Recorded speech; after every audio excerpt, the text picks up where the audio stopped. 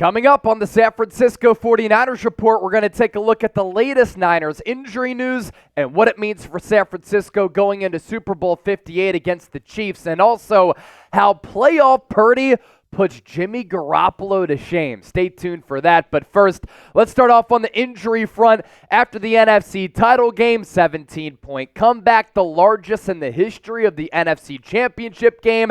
How healthy is San Francisco going into Las Vegas? Pretty healthy considering this is technically the 22nd week of the NFL season. Let's get to Dre Greenlaw here because he's going to have a pivotal role going up against this Kansas City offense, which wasn't great in the regular season. They've turned a corner. They found a groove, and they're moving with momentum in the playoffs so far. Suffered a shoulder stinger and shoulder injury, but did return to that game against Detroit immediately. Looked as though he was in a lot of pain, went to the Blue medical tent, but then Dre Greenlaw just did what Dre Greenlaw does. The Niners enforcer, bringing physicality, sideline to sideline speed, not afraid to lay a hat, getting vertical. And in the playoffs, he has been a very, very good player.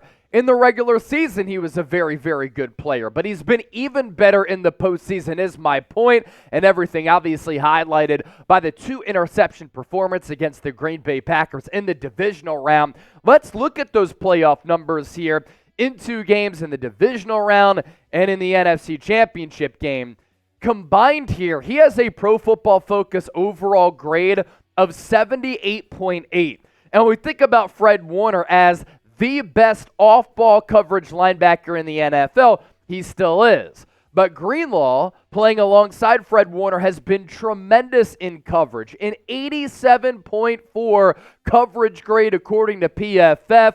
And quarterback rating when targeted is a low 38.7, and those 2 picks of Jordan Love, the one to seal the game for San Francisco to punch their ticket to the Final Four. Now Greenlaw, Fred Warner, going to have their hands full with this entire Kansas City Chiefs offense, with all of the creative play designs that are drawn up in the sand sometimes seemingly by Andy Reid, but specifically the matchup against Travis Kelce. This is a Chiefs receiving core that's a little bit down.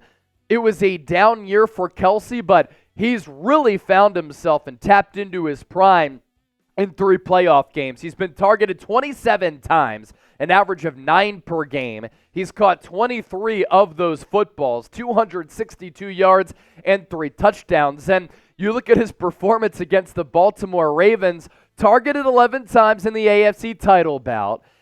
He caught all 11 of those passes, 116 yards and a touchdown, and yards after the catch 40. And what Andy Reid and the extension of the play by Patrick Mahomes allows Travis Kelce to do, they really give him a lot of freedom to get creative with his routes, and he freestyles with his routes, as evidenced by his route chart. This is not a normal tight end route chart for a lot of the other tight ends in the NFL. But what Travis Kelce likes to do, he gets a delayed start at the line of scrimmage. He identifies the defensive personnel, man, zone, tries to find that hole in the defense, the soft spot, and sometimes he makes up routes as he goes, which is why the route tree looks like this. Again, a lot of tight ends will run straight down the seam, straight down the number. They're going to run into the flat. They're going to run a post. They're going to run an inside skinny. They're going to do a lot of those things, and they're going to stick with a predetermined route tree. But Travis Kelce gets so creative with it, knowing that Patrick Mahomes is going to find him.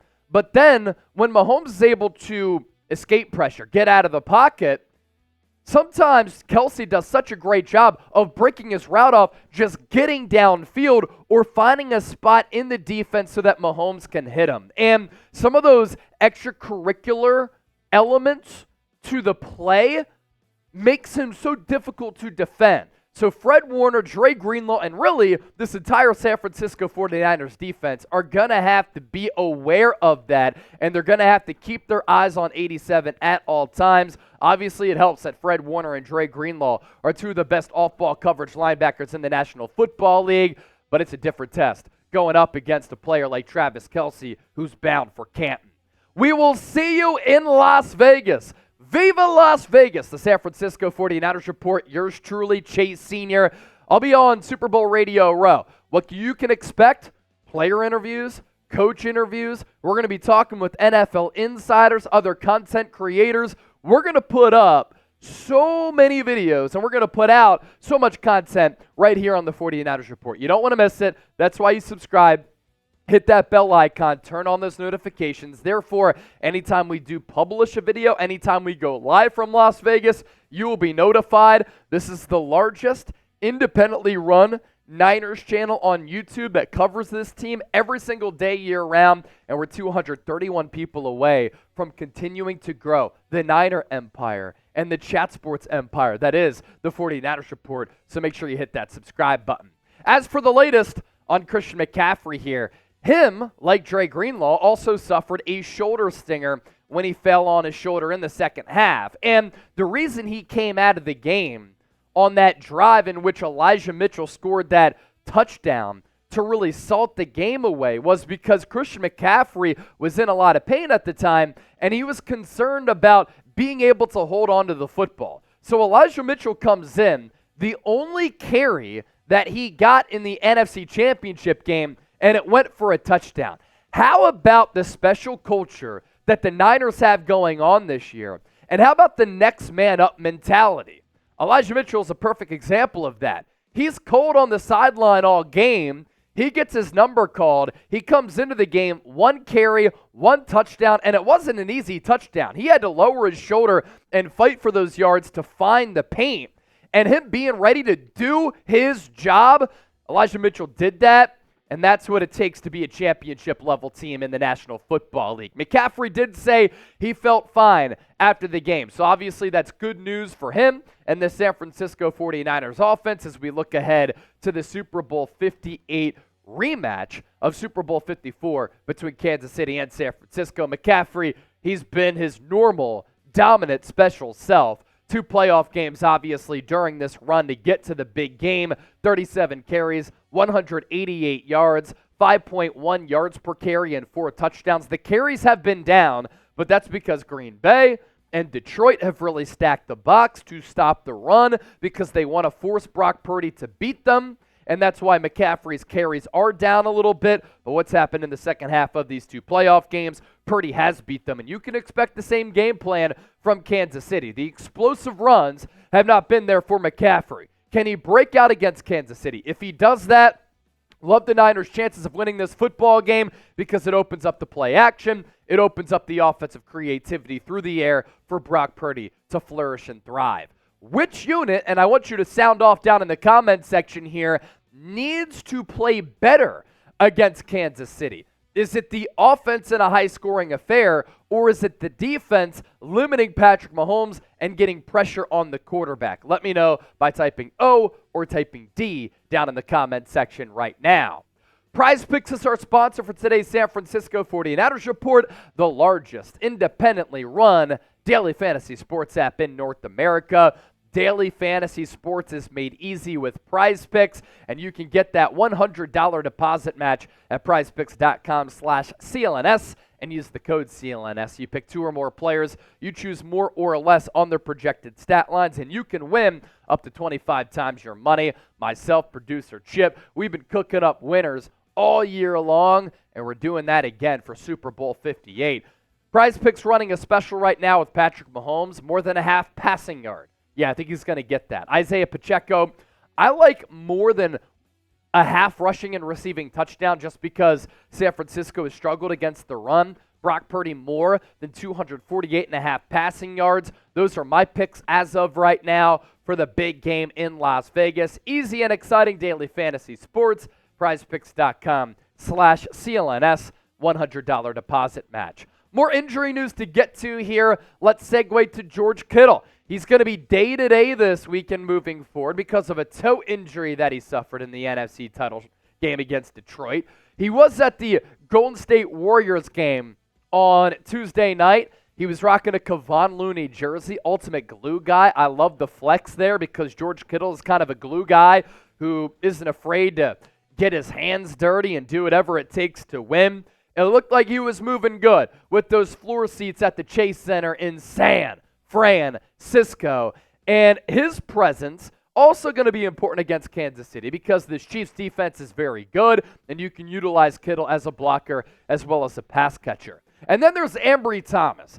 And I want to extend my thoughts on Ambry Thomas here in a moment because he needs to play better. And if he doesn't, he could be one of the big reasons why San Francisco doesn't win their 6th Lombardi trophy to tie the Pittsburgh Steelers and the New England Patriots for the most of all time.